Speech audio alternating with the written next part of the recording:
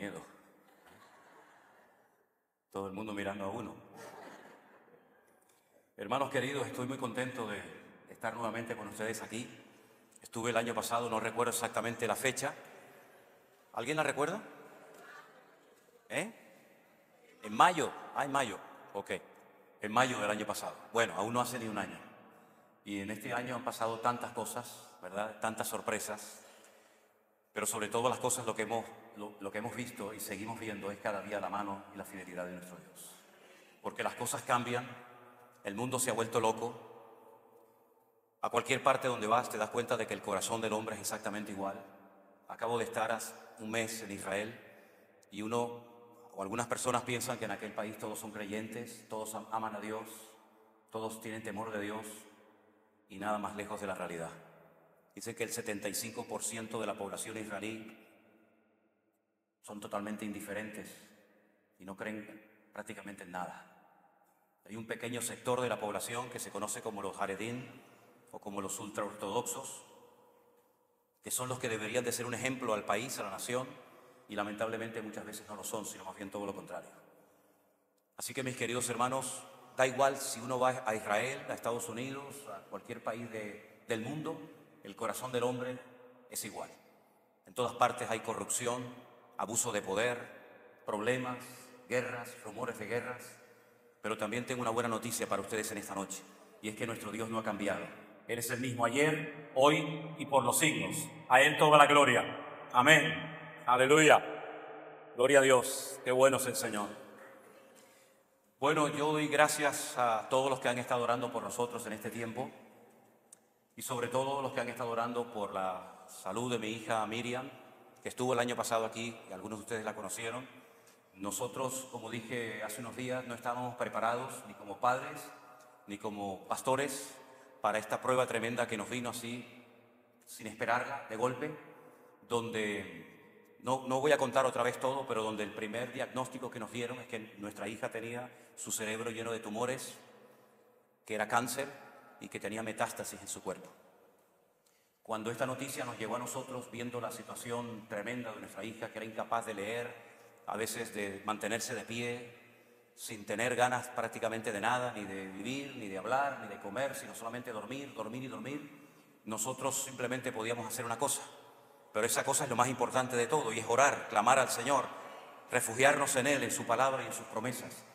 Y bueno, estuvo ingresada en el mes de diciembre del año pasado, y bueno, gracias al Señor, Dios levantó un ejército de hombres y mujeres en todas partes del mundo, que aunque muchos no los conocíamos, pero sabíamos y notábamos, créanme, notábamos que había miles, multitudes de personas orando por nosotros en aquellos días, y pido por favor que sigan orando, porque aunque se descartó que era cáncer, le han diagnosticado una enfermedad incurable para los hombres, ¿verdad?, que se llama esclerosis múltiple.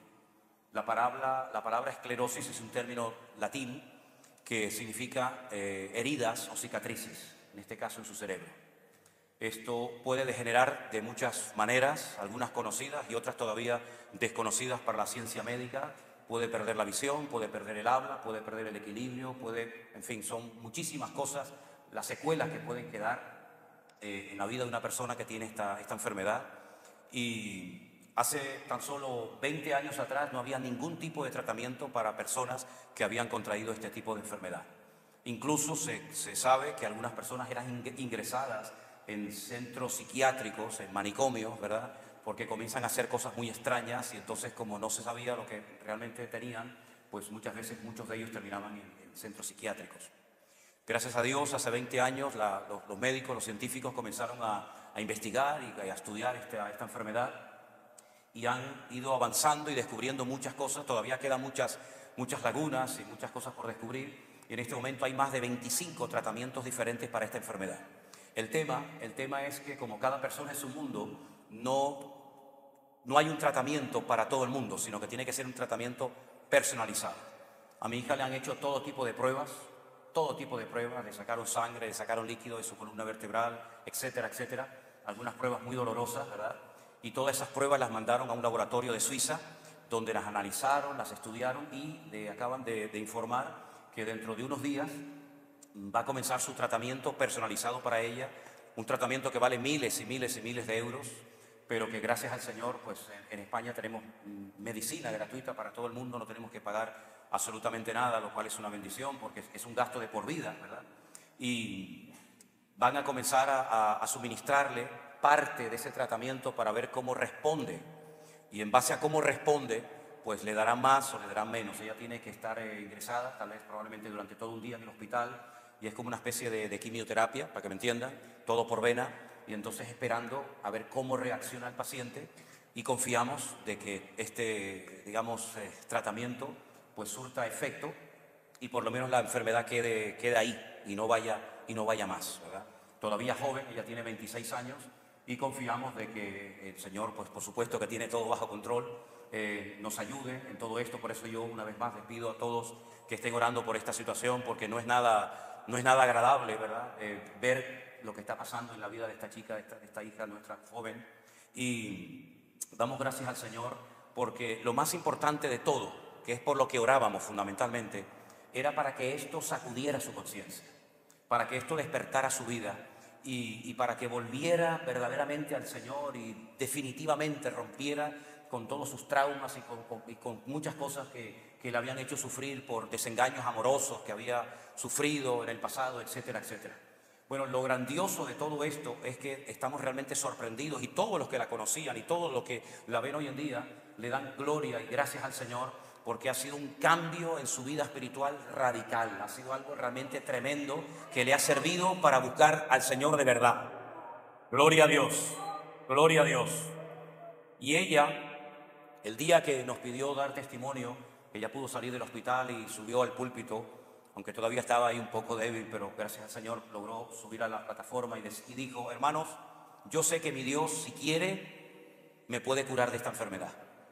Ella repite constantemente a todo el mundo que le habla de su testimonio ese texto donde dice que una vez hubo un leproso que se acercó al Señor Jesucristo y le dijo: si tú quieres,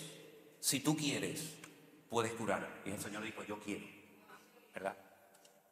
Ella dijo: Señor, si tú quieres, porque yo sé que tú puedes quitarme esto, pero si el sanarme y no tener más esta enfermedad va a implicar que yo me enfríe, que yo me aparte de tus caminos y me olvide de ti, no me la quites nunca. Porque ella ha llegado a la conclusión de que a veces hay misterios y hay cosas que ocurren en la vida de los cristianos que no tienen una explicación lógica. Es que, permítame, es que nuestro Dios no funciona con la lógica, sino funciona con la fe y con la obediencia. Y a veces la fe rompe estructuras y esquemas lógicos desde nuestro punto de vista. Y ella dijo, y fue algo que nos impactó mucho, el Señor no le quitó el aguijón, digamos la enfermedad, al apóstol Pablo. Incluso él le pidió al Señor que se lo quitara, pero Dios dijo no. Porque yo he dicho muchas veces que hay tres formas como Dios responde a nuestras oraciones: con un sí rotundo, con un no rotundo o con un silencio. Y uno tiene que saber interpretar, bueno, pues por la experiencia y por el conocimiento de las Escrituras, qué significa el silencio de Dios, ¿verdad? Porque a veces hay un refrán que dice: el silencio otorga. Entonces ella dijo: Señor, si tú no me quieres quitar esto, yo te daré toda la honra y te daré toda la gloria. Y el día que dio testimonio, un joven estaba escuchando ese testimonio desde Alemania. Un joven que estaba pasándolo muy mal, con depresiones y con traumas y con unas luchas interiores terribles. Incluso llegó hasta pensar en quitarse la vida. Pero ese día, cuando escuchó el testimonio de Miriam, de mi hija, él decidió no quitarse la vida y consagrarse al Señor y buscarle con todo su corazón. Así que toda la gloria y la honra sea para nuestro Dios. Aleluya. Amén. Amén. Gloria a Dios. Hermanos queridos, para mí es un privilegio volver a estar con ustedes en esta tarde, en este templo, en esta iglesia tan hermosa, con todos ustedes. Disculpe que a lo mejor al final no puedo saludarles a todos. Yo haré todo lo posible por saludarles a todos, por darles un beso, sobre todo a las hermanas ya de avanzada edad, que ahí no hay ningún peligro, ¿eh? Entonces, hay dos tipos de personas que a mí me conmueve mucho el alma: los niños, que son con los que mejor lo paso, los que más me hacen reír en esta vida, son los niños, y las personas mayores. Así es que, con todo mi respeto, yo después a todas las señoras mayores les quiero dar un beso y un abrazo. Ahora todas son mayores y todas son ancianas, ¿no? Bueno, Hermanos, les invito a inclinar su rostro en esta tarde y a orar a nuestro Dios, para que en esta tarde nuestro Señor nos hable y nos ministre a través de su hermosa palabra. Aleluya. Yo le he pedido que cierre sus ojos, pero que abra su corazón y que abra su oído a lo que Dios tenga que decirnos en esta tarde. Y que Dios sea glorificado y que la palabra de nuestro Dios toque nuestras vidas. Aleluya. Estamos eternamente agradecidos, Señor. Gracias de todo corazón por tu misericordia, por tu fidelidad. Gracias por todo lo que nos das diariamente, Señor. Somos un pueblo tremendamente necesitado y por eso venimos humildemente ante tu altar, ante tu presencia, a pedirte que nos hables hoy a nuestras vidas a través de tu hermosa palabra. Creemos que tu palabra es viva y eficaz, es una espada que penetra y corta, aleluya, y que al mismo tiempo alimenta el alma hambrienta y sedienta. Pero por eso yo te pido, Padre mío, que tú en esta tarde hables a tu amada iglesia aquí presente y a los que están en sus hogares y van a ver después este culto. Háblanos, Señor, y que podamos decir: hoy nos habló el Señor, su Espíritu Santo, a través de su hermosa palabra. Ponemos este tiempo en tus hermosas manos, en el nombre de Jesús. Amén y amén. Quiero llevarles a un capítulo extraordinario, que es el capítulo 24 del Evangelio según San Mateo. Mientras van buscando esa porción bíblica, permítanme decirles que este capítulo lo tenemos gracias a una pregunta que 4 de los discípulos del Señor Jesucristo le hicieron al Maestro. Cuando ellos están saliendo del templo de Jerusalén, ellos le muestran al Señor las hermosuras del templo, lo orgullosos que estaban de su templo, que era en aquella época el centro religioso de la época, el centro religioso de la nación. Allí estaba en Jerusalén. Venían de todas partes del mundo a adorar a Dios 3 veces al año, a presentar sus ofrendas, a llevar sus diezmos y presentarse delante del rey. Y ellos le dicen al Señor: Señor, mira qué templo tan hermoso, tan lindo tenemos. Y el Señor les da una palabra que les conmovió el alma. Y la palabra fue tremenda. ¿Veis todo esto? Miradlo bien, porque no quedará piedra sobre piedra que no sea destruida. Esto ocurrió en lo que se llama el Monte Moriah, donde estaba el templo de Jerusalén. Pero si ustedes leen el capítulo 24 de Mateo, se van a dar cuenta que 4 de sus discípulos, Pedro, Jacobo, Juan y Andrés, en el Monte de los Olivos, le hacen la siguiente pregunta al Señor: Señor, dinos cuándo será todo esto y qué señal habrá de tu venida y del fin del siglo. Entre el Monte Moriah, donde estaba el templo, y el Monte de los Olivos, donde estaba Jesús con sus discípulos, hay en medio un torrente, un barranco que se llama el torrente del Cedrón. Ellos bajaron ese torrente y fueron cavilando en sus corazones, pensando, reflexionando acerca de la palabra contundente que el Señor les acababa de transmitir. Y cuando llegan al Monte de los Olivos, aparte le preguntan al Señor esto que les acabo de comentar a ustedes. Y entonces el Señor le da una respuesta a sus preguntas, y esa respuesta, gracias al Señor, la tenemos en el capítulo 24 del Evangelio de Mateo. Y en ese capítulo hay mucha información acerca de cosas que ya ocurrieron en el pasado lejano y cosas que van a ocurrir en breve. Y parte de ese mensaje dice en el verso 37: como los días de Noé, así será la venida del Hijo del Hombre. Fíjate a qué tiempos, a qué generación se remonta el Señor: a los días, a los tiempos de Noé. Porque como en los días antes del diluvio, estaban comiendo y bebiendo, casándose y dándose en casamiento hasta el día en que Noé entró en el arca. Y no entendieron hasta que vino el diluvio y se los llevó a todos. Así será también la venida del Hijo del Hombre. Me llama muchísimo la atención cómo el Señor utiliza la vida y el personaje y la situación caótica de la generación de Noé para referirse a los últimos tiempos. Es increíble ver cómo días antes, horas antes de que comenzara el diluvio, la gente estaba comiendo y bebiendo y casándose y haciendo negocios. como si nada estuviera a punto de ocurrir e iba a ocurrir la tragedia más grande de la historia de la humanidad. ¿Cómo es posible que fueran tan insensibles y no tuvieran la más mínima visión espiritual de lo que iba a ocurrir cuando ellos tenían la información? Porque Noé no solamente supo involucrar a su familia en la construcción del arca, sino que dice que fue pregonero de justicia.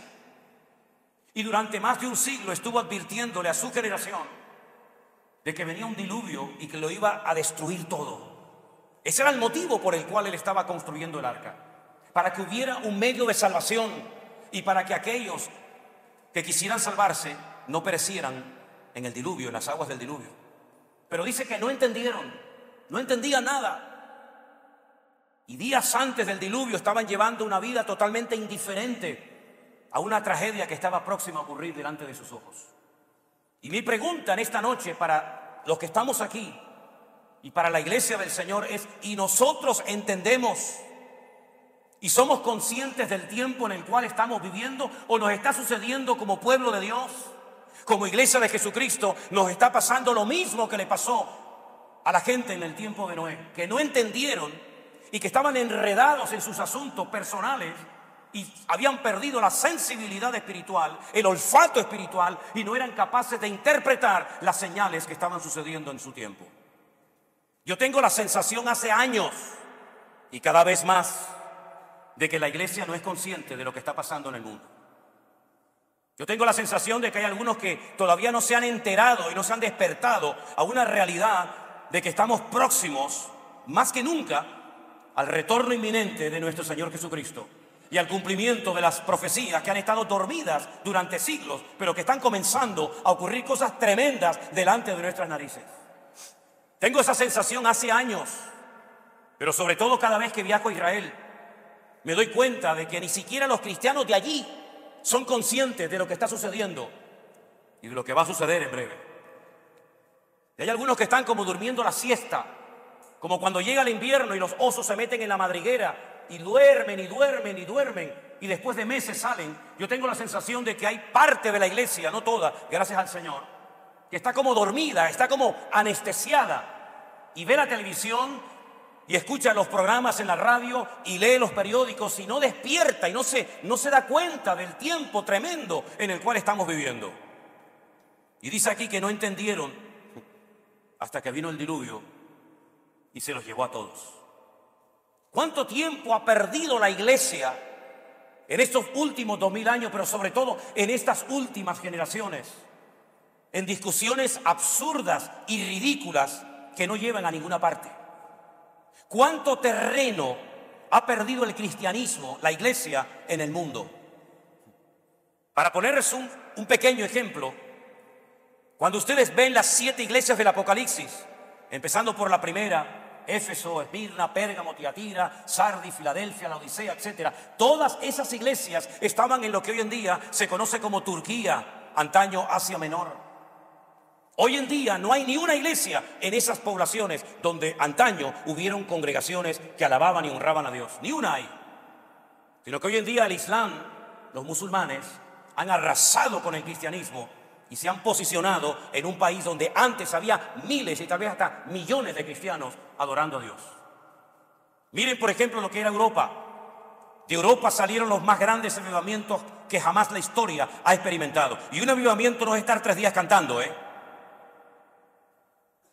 Un avivamiento no es cantar y cantar y cantar y cantar. Eso está muy bien, y ojalá en todas las ciudades y universidades y colegios del mundo estuvieran los jóvenes alabando al Señor. ¿Qué daría yo por ver eso en mi país? Pero un avivamiento es cuando la sociedad cambia. Un avivamiento es cuando el pecado retrocede. Un avivamiento es cuando se pone la bandera, la antorcha del evangelio, y el diablo es avergonzado, y entonces Cristo es levantado en alto en la sociedad y no dentro de un templo. Eso es un avivamiento. Y esos avivamientos los hubieron en Alemania, esos avivamientos los hubieron en Suiza, esos avivamientos los hubieron en Inglaterra, etcétera, etcétera. Donde se cerraban los bares, las discotecas, los prostíbulos, donde la policía dejaba de llevar armas porque ya no había delincuentes que detener y donde ya no había alcohólicos que atender porque las iglesias estaban llenas y los bares estaban vacíos. Eso es un avivamiento. Cuando se cambia la estructura social de una nación. cuando se cambian las costumbres, cuando entra el temor y el respeto a Dios. Eso es un avivamiento. Cuando sale de las cuatro paredes de un templo y entonces el mundo sabe que aquí está la iglesia del Señor Jesús. Porque la iglesia tiene un mensaje que dar al mundo y nadie lo puede dar sino solamente nosotros. Y lamentablemente la iglesia cometió muchos errores a lo largo de la historia, pero uno de ellos, para mí uno de los más graves, es que se encerró en sus templos y se olvidó de que la iglesia tiene que estar a pie de calle todo el día. Cuando la iglesia se encerró en sus templos, en sus catedrales, en sus conventos, en sus locales, etcétera, etcétera, el mundo comenzó a tomar terreno que antes le correspondía a la iglesia del Señor. La iglesia creció en tiempos difíciles, hermanos, como nosotros estamos viviendo ahora en tiempos muy complicados y en tiempos difíciles, pero la iglesia no se dejó absorber por el mundo. La iglesia cambió el mundo, pero hoy en día el mundo está cambiando la iglesia. Ya no hace falta ir al mundo a pecar. Algunos tienen más fácil el cometer pecados dentro de la iglesia que fuera de la misma. ¿Cuánto tiempo ha perdido la iglesia en discusiones que no conducen a nada? Y mientras tanto nos hemos olvidado de transmitir el mensaje del Evangelio y de cumplir con nuestro cometido y con el propósito y el llamado eterno que la iglesia ha recibido. Dice la Biblia que nosotros, que antes no éramos pueblo de Dios, que estábamos ajenos de la ciudadanía de Israel, que no formamos parte de ese pacto nacional que Dios había hecho con ese pueblo, que estábamos totalmente ajenos y privados de todo. Dice que ahora, a través de la sangre de Cristo, a través de la muerte de Cristo en la cruz del Calvario, ahora somos pueblo de Dios, real sacerdocio, nación santa, pueblo adquirido por Dios. ¡Aleluya! ¿Pero para qué? ¿Para qué nos hemos convertido en pueblo? ¿Para qué nos hemos convertido en real sacerdocio? ¿Para qué nos hemos convertido en nación santa? Para anunciar las virtudes de aquel que os llamó de las tinieblas a su luz admirable. No es para cantar simplemente, sino para anunciar el Evangelio. Ese es el gran cometido, la gran comisión de la iglesia. Y nos hemos olvidado. ¿Cuántas iglesias hoy en día están horas y horas y horas cantando como si fueran macroconciertos y la palabra brilla por su ausencia?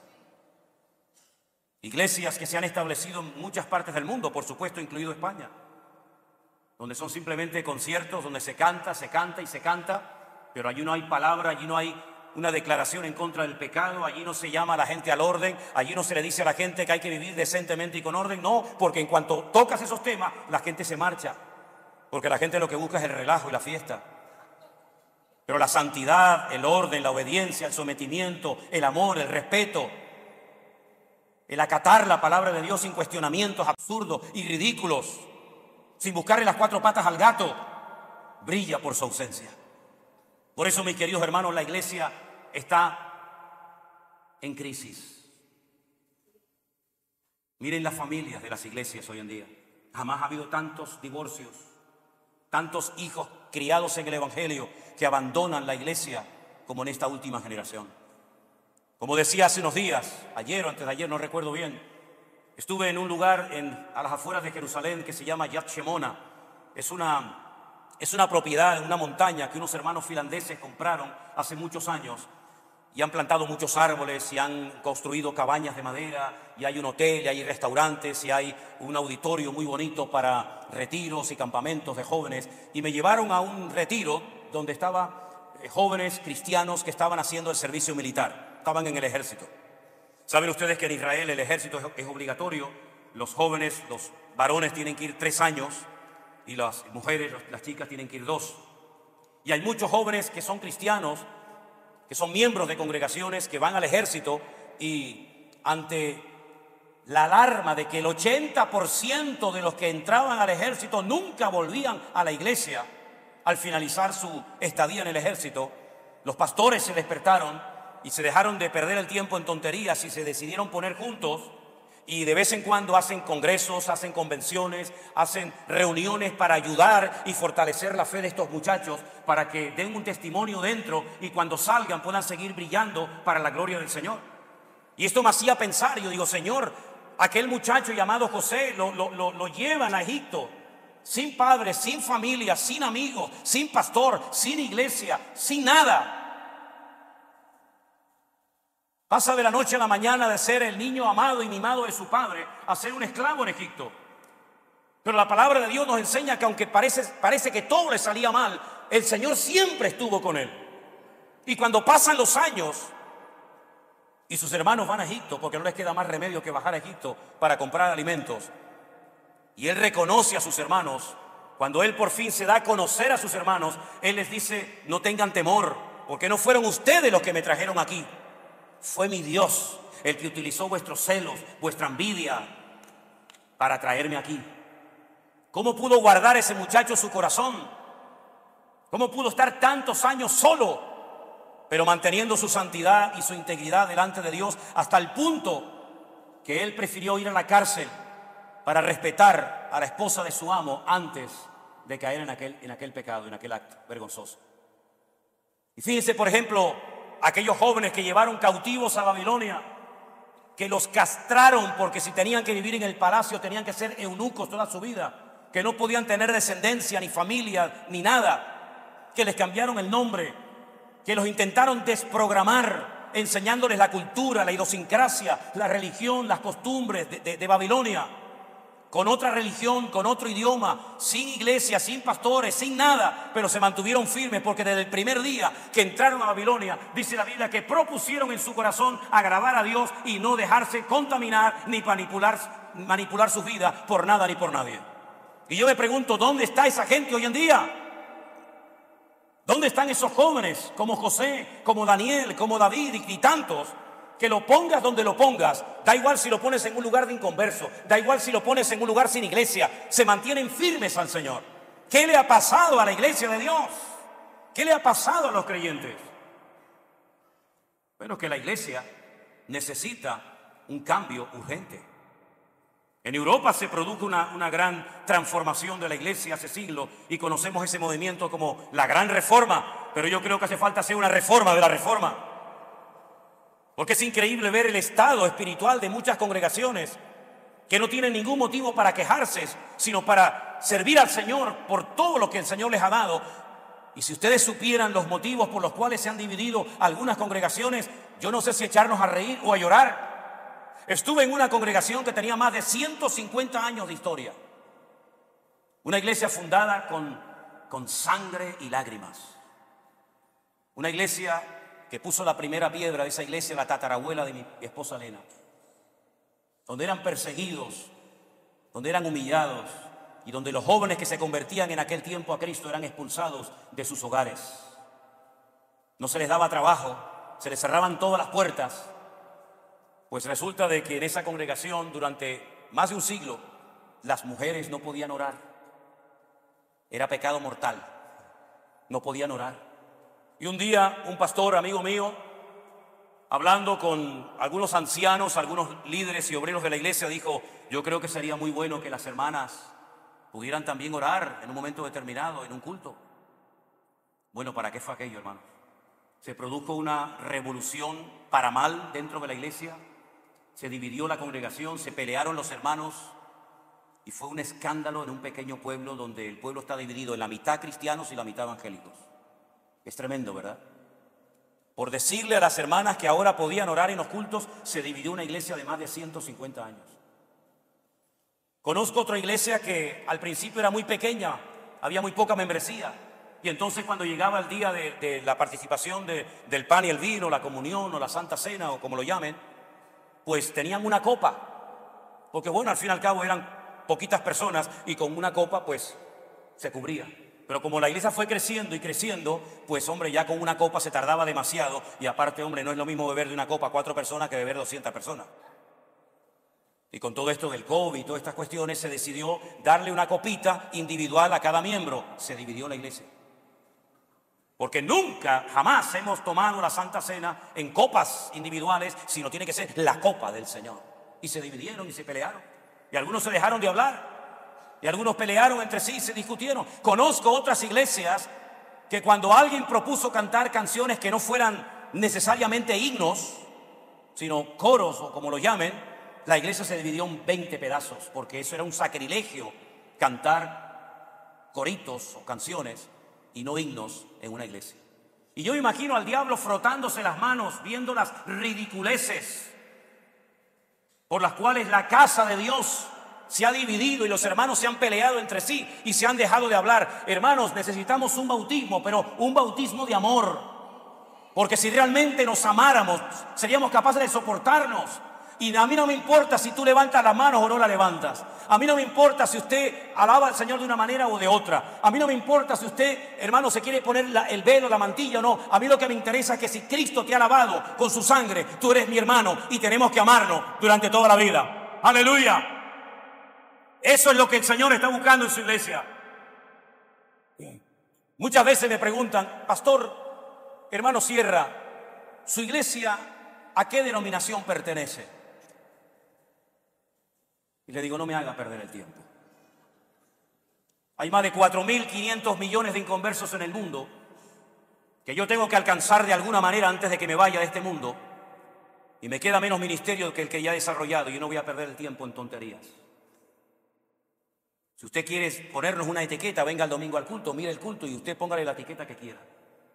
Pero nosotros tenemos un propósito y una meta y una misión que cumplir en esta vida. Y no vamos a estar perdiendo el tiempo en esta denominación o en otra denominación, o cuántos son o cuántos no son, y cómo alaban y cómo no alaban, y si esto se puede hacer, y si esto tiene vigor o esto no tiene vigor. Hermano, el mundo se está perdiendo. El mundo se está perdiendo mientras la iglesia no se va a poner nunca de acuerdo.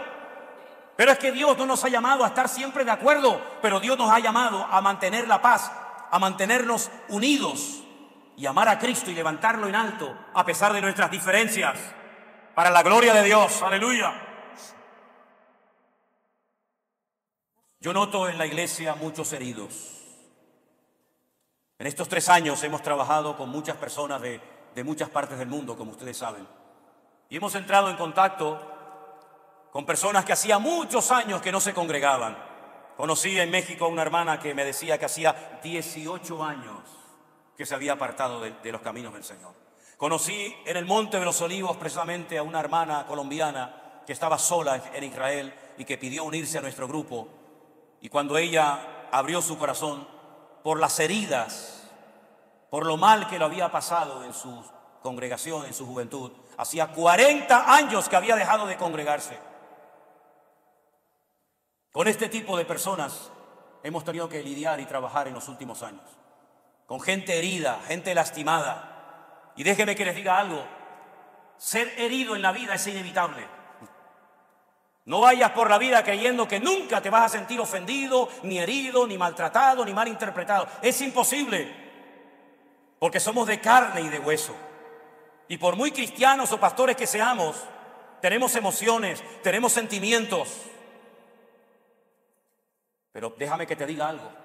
Cuando un soldado es herido en el campo de batalla, se le saca inmediatamente para tratarlo, para curarlo, para vendar sus heridas, para que se cicatricen cuanto antes, para que vuelva a estar otra vez en primera línea en el campo de batalla y vuelva a ser otra vez efectivo y eficaz.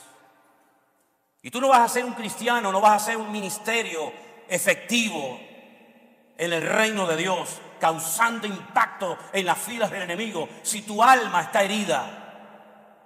Porque hay heridas del alma que gente las lleva arrastrando durante años. Hay 37 enfermedades del alma mencionadas en la Biblia. El salmista le decía al Señor, saca mi alma de la cárcel para que pueda volver a alabar tu nombre. ¿Cuánta gente ha sido herida por cristianos, por ministros, por esos que se llaman hijos o hijas de Dios? Y te vuelvo a repetir, en algunos casos es inevitable. Pero lo que sí puedes hacer es que esa herida cicatrice y no te condicione tu vida. Porque tu pasado nunca lo vas a poder arreglar, pero sí puedes echar a perder tu presente y tu futuro. Deja que el Señor sane tus heridas en esta noche, mi querido hermano y hermana. Para que con esas heridas, cuando estén cicatrizadas, se las puedas enseñar como Cristo enseñó también sus heridas. Y le dijo a sus discípulos, mirad mis manos y mis pies. En otras palabras, las heridas son las medallas donde vemos la mano y la manifestación y la misericordia de nuestro Dios. Y dice la Biblia que Él nos consuela en todas y en cada una de nuestras tribulaciones, para que con la consolación con la que hemos sido consolados en Cristo Jesús, después podamos consolar a aquellos que están pasando por cualquier tribulación. Es decir, si tú has sido herido y lastimado, por ahí el Señor te va a abrir puertas para que tú puedas ministrar y ayudar y bendecir y entender sobre todo a gente que está pasando por lo mismo o parecido a lo que tú has pasado. Así que no te quejes, porque cuanto más te quejes, más se abre la herida. No le eches la culpa ni a Dios, ni al diablo, ni al pastor, ni a la iglesia. No, olvídate de eso. Hay cosas que nunca vas a entender. Jamás ningún pastor te dará respuestas a tus interrogantes o a tus preguntas, pero solamente te digo algo: si a ti te han herido, si a ti te han humillado, si a ti te han maltratado, conozco a alguien que lo maltrataron, lo hirieron mucho más que a ti, y fue mi Señor Jesucristo, el Rey de Reyes y el Señor de los Señores. Fuertes aplausos a Él. ¡Aleluya! ¡Gloria a Dios! ¡Gloria a Dios! Miren, sobre todo en la década de los años 60, se enfatizó mucho el evangelismo a nivel de masas. Todos tenemos en mente al doctor Billy Graham, aquel hombre que fue tremendamente utilizado, y tantos hombres de Dios que el Señor levantó antaño. Pero ¿saben una cosa, mis queridos hermanos? Si bien es cierto que es importantísimo y de vital importancia evangelizar, hay un ministerio que se ha perdido en la casa de Dios, y es el de restaurar al que ha caído. Muchas iglesias no saben restaurar al que ha caído y tropezado. Yo creo que hoy en día a David no lo invitarían a muchas congregaciones. Imagínense que yo fuera pastor de esta iglesia y dijera: el próximo domingo vamos a tener una visita especial. Vamos a tener a un gran cantante, un gran adorador, un hombre que ha compuesto salmos, un hombre que ha peleado contra gigantes y los ha vencido a todos, un hombre que ha matado osos y leones. Pero tengo que decirles algo, hermanos, no se me asusten. Es un hombre que se acostó con la vecina y mató al marido. Pero pastor, ¿pero a quién nos va a traer usted el domingo a predicar a la iglesia? ¿A un asesino? ¿A un adúltero? No, al dulce cantor de Israel. Porque Dios perdona y olvida. ¡Aleluya! A ese es el que traeríamos. ¿Quién invitaría a un predicador que, hermano, es un tremendo predicador, ha hecho milagros, señales, prodigios, caminó con Cristo por encima de las aguas, pero le negó públicamente diciendo: yo no le conozco, yo no le conozco, yo no sé quién es? ¿Quién invitaría a predicar a un hombre que dudó y dijo públicamente: si no meto mis manos en su costado, no creo? Queridos hermanos, gracias a Dios que nosotros no vivimos en los tiempos bíblicos. Porque a lo mejor en vez de haber hablado del pecado de David, la Biblia hablaría del pecado de José Manuel Sierra. Y en vez de haber hablado de Pedro que negó al Señor, a lo mejor ahí estaría tu nombre, o vete tú a saber, hasta el mío. Es decir, qué fácil es decir: es que mira lo que hizo, pero mira, cuando el hijo pródigo regresó a la casa, el padre hizo fiesta. No lo puso de cara a la pared, castigado 20 años. Sino que mató el becerro gordo. Pero había otro en la casa que dijo: ¿qué es lo que pasa? Porque no estaba acostumbrado a gozarse. Mira, el que no sabe gozarse con uno mismo no se goza en el gozo de los demás. Y tuvo que salir al padre y decirle: ¿pero qué te pasa? Tu hermano ha venido. Y él decía: no, tu hijo no, tu hermano ha venido, el que estaba muerto y ha revivido, y es necesario tirar la casa por la ventana y hacer fiesta, porque gloria a Dios, ha vuelto arrepentido. En un genuino arrepentimiento, diciendo: he pecado contra el cielo y contra ti, no soy digno de ser llamado tu hijo. Pero él no sabía lo que era la restauración del herido. Pero sin embargo, él estaba más herido que aquel que se fue, porque era un resentido y un amargado. ¿Y cuánta gente en la iglesia se gozan cuando cuentan con ellos, pero se ponen nerviosos y celosos cuando el Señor levanta a otro que a lo mejor lo usa más que a ti? Yo sé que ustedes aquí están en otro nivel espiritual. Yo sé que estas cosas ustedes dicen: yo no sé este hombre de qué nos está hablando esta noche. Este hombre viene de Europa. Pero el corazón del hombre es igual entre los pentecostales, los bautistas, los metodistas, los anglicanos. En todo el mundo se cuecen habas, decimos en España. Y tenemos que levantar el ministerio de restauración en la iglesia. Porque hoy cae él, pero mañana puedes caer tú. Y en la casa de Dios, el herido tiene que tener las puertas abiertas si viene realmente arrepentido a los pies de Cristo. Creo que también en la iglesia algo que nos ha hecho mucho daño y nos ha hecho perder mucho tiempo son las divisiones internas. Las que no se ven, pero están. Porque cuando se produce una división y unos se van por un lado y otros se van por otro, eso es notorio y evidente. Pero hay otras divisiones que no se ven, pero que son tremendamente peligrosas y que debilitan la estabilidad de la iglesia. Y le roban potencial y le roban bendición. Y son esas divisiones como las que se producían en la iglesia de Corinto, donde el apóstol Pablo, cuando es informado por la familia de Cloé y le dicen, en parte me creo lo que me están diciendo, dice que algunos decían, yo soy de Pablo, yo soy de Apolos, yo soy de Cefa, y poquitos soy yo soy de Cristo. Y Pablo dice, eso es una actitud carnal, infantil, inmadura, muchos dones, muchas manifestaciones carismáticas, pero a la hora de la verdad, esto no funciona. ¿Es que acaso Cristo está dividido? ¿Quién es Pablo? ¿Quién es Apolos? Si el crecimiento quien lo ha dado no es este ni el otro, sino ha sido Dios, y nadie puede poner otro fundamento que el que está puesto. A Pablo no le hizo ninguna gracia esa noticia, todo lo contrario. Los llamó carnales, les dijo, os di a beber leche y no alimento sólido, porque aún no sois capaces todavía de recibir instrucción profunda por vuestra actitud de inmadurez y vuestra actitud de niños malcriados. Por lo tanto, mis queridos hermanos, la pregunta que todos debemos de hacernos en este momento, ¿qué necesita la iglesia en el día de hoy? ¿Qué papel juega mi vida dentro de mi respectiva congregación virtual, presencial o de la índole que sea? Miren, hermanos, ha llegado el momento de tomarnos muy en serio nuestra vida cristiana delante del Señor. Una cosa es nacer y haberte criado en la iglesia, y otra cosa muy diferente es que tú verdaderamente hayas nacido de nuevo. Y yo he llegado a la conclusión, después de más de 41 años de ministerio, que muchas de las cosas que ocurren en las vidas de los supuestos creyentes suceden no tanto por el hecho de la carnalidad o la falta de madurez o de desarrollo espiritual, sino que suceden fundamentalmente porque hay mucha gente que creemos que son, pero no son. No son verdaderamente gente que ha nacido de nuevo, que ha tenido un encuentro, una experiencia personal con Cristo. No han nacido de nuevo, porque el que nace de nuevo no practica el pecado. No ha conocido a Dios, dice la Biblia, que el que practica el pecado no puede decir que es un hijo de Dios, porque el que dice que cree en Él tiene que andar como Él anduvo. Por consiguiente, cuando el Señor dijo aquello de por sus frutos los conoceréis, no demos por hecho de que el niño que se crió en la escuela dominical y asistió a todos los retiros y campamentos de la iglesia, ya damos por hecho de que el muchacho o la muchacha es cristiana. Cuidado con eso, porque puede ser que tengamos en la iglesia más inconversos que cristianos. Lo que pasa es que saben aparentar, saben imitar la conducta de un cristiano y parecen que son, pero como dijo Juan, algunos salieron de nosotros, pero nunca fueron de nosotros. Así que yo creo que sería bueno comenzar a preguntarnos, ir uno por uno de los miembros de la iglesia, los niños, los jóvenes, los adolescentes, las familias. ¿Usted verdaderamente ha entendido el evangelio y ha nacido de nuevo? Porque hay gente que conoce la palabra de Dios, pero no conocen al Dios de la palabra. Porque hay gente que conoce la liturgia, la dinámica de la iglesia, pero no conocen verdaderamente al Señor de la iglesia. Y creo que uno de los grandes problemas que hemos tenido y tenemos es que hay mucha gente que no conocen al Señor y nosotros les ponemos encargos, en responsabilidad, pero en el fondo no son convertidos.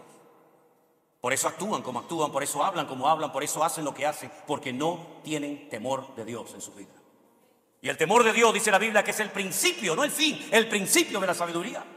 Ahí es donde empieza todo, habiendo un temor, habiendo un respeto de Dios. ¿Cómo es posible que una persona que se llame cristiano viva años de su vida en pecado y en desorden? Porque no ha nacido de nuevo, porque el Espíritu que mora en nosotros nos anhela celosamente, porque la palabra de Dios nos sacude el alma, pero cuidado, porque se puede llegar a perder la sensibilidad y a endurecer el corazón y a cauterizar la conciencia. Pero doy gracias al Señor de que hay algo que siempre funciona. ¿Saben lo que es? Por supuesto, podríamos mencionar la oración y todo eso, pero hay algo que se llama el perdón. El perdón. Es como una especie de varita, ¿no? Que todo lo cambia.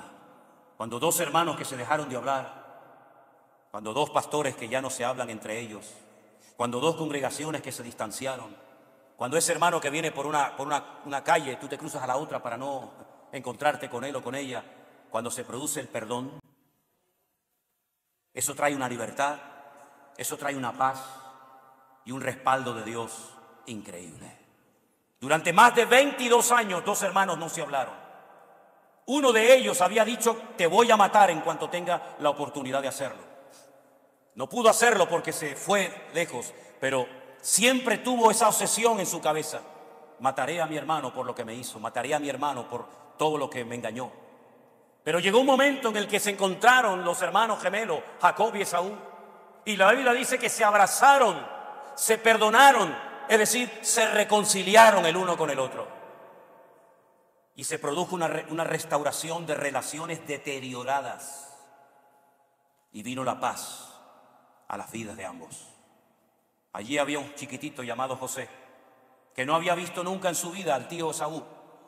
Y cuando vio cómo él se besaba con su tío y se abrazaban y se pedían perdón y ambos lloraron, años más tarde ese niño, cuando es despreciado por sus hermanos, él recuerda aquella escena que vio de niño, que vivió cuando era pequeño. Y entonces él es capaz de perdonar a sus hermanos, porque el perdón no se aprende leyendo un libro, el perdón se aprende practicándolo en la casa del Señor. Aleluya. Amén. Así es. Y hay una buena noticia para todos y cada uno de nosotros. Y es que a pesar de todo el tiempo perdido, a pesar de las divisiones internas, a pesar de lo que ha sucedido, el Señor sigue trabajando en su amada iglesia. Dios está levantando un remanente en todas partes del mundo de gente fiel, de gente que va en serio, de gente que quiere vivir en santidad, en orden, de gente que no quiere levantarse a sí mismo, sino que quiere levantar en alto el nombre de Cristo para que lo miren a Él y no te miren a ti. Y déjame decirte algo para concluir en esta noche. Muchas cosas que leemos en la Biblia, muchas veces las leemos, pero en el fondo no somos conscientes de lo que ese acto, ese número, esa palabra quiso decir en ese momento. Como por ejemplo, yo le digo a los hermanos cuando viajamos por el mar de Galilea, por el Kinere, yo les digo, hermanos, ustedes no se dan cuenta, no recuerdan que cuando llegaron a la orilla, aquellos discípulos que habían recién agarrado una pesca milagrosa tremenda, Juan dice que contó los peces que habían pescado y dice que dijo, aquí hay 153 grandes peces. Y algunos dicen, bueno, es que en el mar de Galilea hay 153 especies de peces diferentes. Sí, es verdad. Pero hay mucho más que eso. ¿Por qué dijo Juan que había 153 peces en aquella pesca milagrosa? Porque es la firma de Dios. Porque el idioma hebreo es un idioma alfanumérico. Cada letra es un número y cada número es una letra. Y cuando usted pronuncia la frase o la expresión Ani Elohim, yo soy Dios, el valor numérico de dicha frase es 153. Como diciendo, yo fui el que hice este milagro. Hay muchos detalles en la Biblia que pasan desapercibidos y déjeme que les haga gráficamente uno de ellos. La palabra de Dios nos dice en el Evangelio según San Juan que cuando María Magdalena llegó a la casa donde estaban los discípulos reunidos, les dijo, he visto al Maestro, ha resucitado. Salieron corriendo dos de sus discípulos, Pedro y Juan, ¿se acuerdan? Dice la Biblia que Juan llegó pero no entró al sepulcro, a la cueva donde había sido depositado el cuerpo del Maestro. Pero Pedro dice que entró, vio y creyó. Qué interesante, ¿no? Esos tres verbos. Entró, vio y creyó. Miren, hermanos, en aquellos tiempos de esclavitud, donde los amos tenían criados para que les hicieran todas las cosas, la limpieza del hogar, el trabajo en el campo, servirle las mesas, limpiarle los pies, etcétera, etcétera, habían gestos, habían cosas que se hacían, que era como un mensaje sin palabras a los esclavos que servían, que ellos entendían perfectamente lo que su amo le acababa de decir sin pronunciar ni una sola palabra. Y había un gesto que era el siguiente. Cuando usted estaba comiendo en aquella época bíblica, si usted se tenía que levantar y ausentarse de la mesa por cualquier motivo, usted cogía su servilleta, imaginemos que era una cosa como esta, no tengo otra cosa, era una cosa como esta, y usted tenía que ausentarse unos momentos, y usted no iba a volver porque le surgió un problema, le surgió una situación, y usted no va a volver más, entonces usted cogía la servilleta y hacía así. La tiraba así, toda arrugada, la tiraba en la mesa. Cuando el esclavo pasaba por el asiento, por la mesa, donde estaba su amo y veía la servilleta así, toda arrugada en la mesa, mi amo ya terminó, ya no va a venir más, ya terminó de comer. Pero dice la Biblia que cuando Juan entró al sepulcro, él dice que vio el sudario así, bien dobladito, allí puesto. Cuando alguien no había terminado de comer, lo dejaba bien doblado en la mesa para que el amo no recogiera los platos, sino dijera, todavía no ha terminado. El Señor Jesucristo cogió el sudario cuando resucitó y lo dobló así y dijo sin palabras, no he terminado mi obra en mi iglesia. Volveré pronto a buscar a mi amada. Fuertes aplausos a nuestro Dios. ¡Aleluya! Fuertes aplausos. Póngase de pie y apláudele al Señor. Fuertes aplausos, hermano. ¡Aleluya! Gloria a Dios. Amén. Amén. Y a su nombre. Gloria a Dios. Cristo no ha terminado su trabajo en la iglesia. La está edificando cada día. Él hizo una obra creativa en el Génesis y terminó la obra y descansó el séptimo día y al dejar de hablar cesó la obra creadora del Señor. Pero el Señor no dijo voy a crear mi iglesia, porque eso es un acto instantáneo y momentáneo, inmediato, sino que el Señor dijo edificaré a mi iglesia. El Señor está edificando a la iglesia, nos está confrontando, nos está hablando, nos está tratando cada día para que vengamos arrepentidos a su presencia, pidiéndole perdón, que restaure nuestra vida y transforme nuestra casa. Cierra tus ojos ahí donde está, por favor. Con sumo respeto y reverencia a nuestro Dios, yo quiero decirte a ti que has sido herido y maltratado, el Señor hoy quiere restaurar tu vida. A ti que tal vez te has criado en el Evangelio, pero no has nacido de nuevo, hoy el Señor te está llamando. A ti que has perdido la ilusión por servir al Señor y ya ni siquiera tienes ganas de leer la Biblia, ni de orar, ni de congregarte, hoy el Señor a ti también te está llamando. Ven a Jesús en esta noche, mi amigo. Ven a Él. Él te está esperando con los brazos abiertos. Él te dice hoy, venid a mí los trabajados y cargados, que yo les haré descansar. El altar está abierto en esta noche para hacer una última oración y orar por todos los que necesitan ser restaurados, transformados, aliviadas sus almas cansadas y doloridas, para que usted se vaya de este culto en esta noche con la paz de Cristo en su corazón. Si usted quiere que oremos por usted y te quieres reconciliar con Cristo, quieres recibirle en tu corazón, quieres que el Señor haga una obra preciosa en ti y vuelvas a tener el fuego de Dios en tu corazón, pasen al frente y aquí juntos estaremos orando a nuestro Dios en esta noche. Que Dios les bendiga. Que Dios les bendiga a todos ustedes. Aleluya. Te alabamos, Jesús. Oramos, hermanos queridos. Padre amado, Dios todopoderoso, creador del cielo y de la tierra, tú que amaste tanto al mundo que enviaste a tu Hijo unigénito, para que todo aquel que crea en Él no se pierda, mas tenga vida eterna. Yo te ruego en esta tarde, Señor, que mires estas almas necesitadas que han pasado al frente, buscando tu ayuda, buscando tu bendición. Señor, restaura corazones, cierra heridas producidas por maltratos, por malos entendidos o por lo que sea, Padre. Yo te ruego que unas a los hermanos en ese ferviente amor de Cristo, que rompas cadenas, que rompas barreras, que se produzcan actos genuinos de restauración y de reconciliación en la casa de Dios. Que tú te lleves, Señor, malos entendidos y divisiones absurdas y ridículas que no conllevan a nada. Padre Santo, une el corazón de los hijos hacia el corazón de sus padres. Trae restauración a las familias cristianas, a los matrimonios que se han peleado y han discutido y se han distanciado el uno del otro. Señor, que nos amemos con el amor de Cristo, para que el mundo crea que somos tu amada iglesia. Padre, yo te ruego en el nombre de Jesús, que tú en esta noche hagas una obra que marque un antes y un después en nuestras vidas, y que no le demos ocasión al diablo bajo ningún concepto, sino que podamos mantenernos unidos y cumplir con nuestro cometido, cumplir con nuestro llamado, y llevar tu palabra hasta el último rincón de este mundo, Señor.